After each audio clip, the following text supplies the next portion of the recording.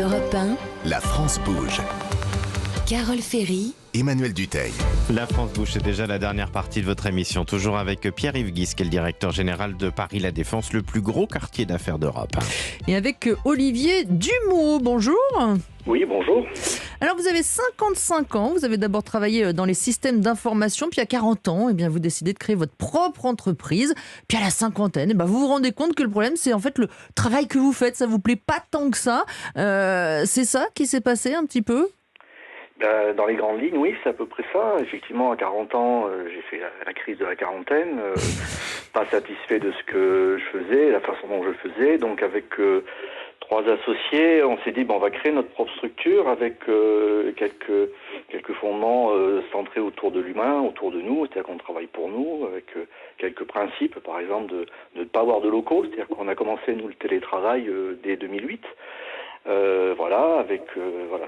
Centré sur l'humain. Mais ça suffisait pas.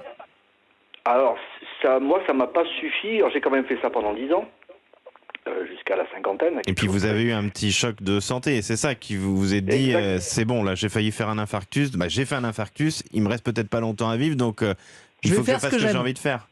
Exactement. Je suis pas du genre à écouter mon corps, mais là le corps m'a rappelé à son bon vouloir en me disant qu'il fallait que j'arrête un peu et que je me recentre sur quelque chose de plus essentiel. Donc effectivement revenir à quelque chose que j'estime moi essentiel, c'est-à-dire une fuite de la technologie, vous comprenez un peu pourquoi, et revenir au plus vieil outil de l'homme.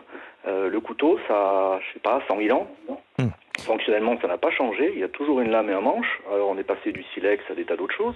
Mais concrètement, on est toujours dans cette démarche. Mais ce qui est impressionnant, c'est que de ce que vous dites, vous êtes reparti de zéro. C'est une partie, vous avez lâché votre salaire pour repartir de zéro. Et pour repartir de zéro, vous avez fait une formation, une sorte de compagnonnage, je crois, avec un coutelier de renom pendant 3 mois.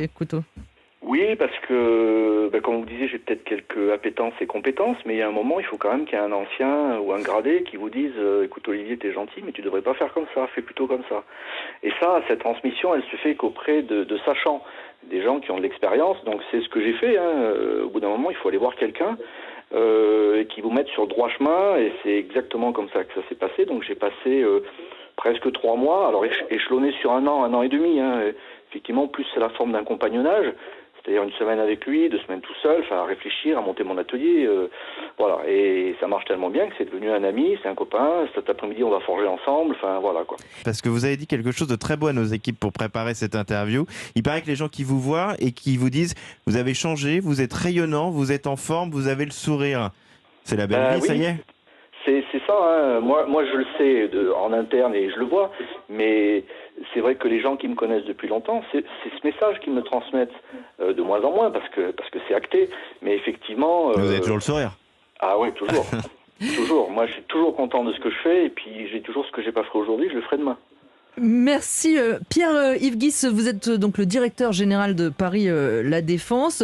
Ça vous parle ces changements de vie? On sait qu'il y en a eu beaucoup là ces derniers temps. Vous avez des exemples vous de gens qui ont décidé de changer de vie là, à La Défense? Mais là aussi, on l'a toujours eu en germe et à petite quantité, même avant la crise, parce que c'est vrai que, votre invité en parlait, l'environnement de travail que proposent les entreprises historiques de la défense, il ne convient pas forcément à tout le monde. Il peut être parfois ressenti comme oppressant, etc. Mais après, c'est vrai que ces changements de vie sont peut-être un petit peu accélérés pendant la crise. J'en ai eu dans mes équipes. Je trouve que c'est une très bonne chose. Si ça permet à chacun d'être heureux, de s'épanouir, c'est quand même l'essentiel. Et en tout cas, Olivier Dumaux, vous avez l'air très heureux et ça nous fait très plaisir. Merci d'avoir été avec nous. Et merci à vous Pierre-Yves Guis, directeur général de Paris La Défense. Pour ceux qui ont envie d'aller visiter La Défense, le marché de Noël va ouvrir d'ici quelques jours. C'est quand là vous êtes en train d'installer ? Alors, on l'inaugure le 9 novembre, il est en train d'être installé et il ouvre quelques jours après. Et on est très content de le accueillir parce qu'il avait dû fermer l'année dernière. Effectivement, un de plus.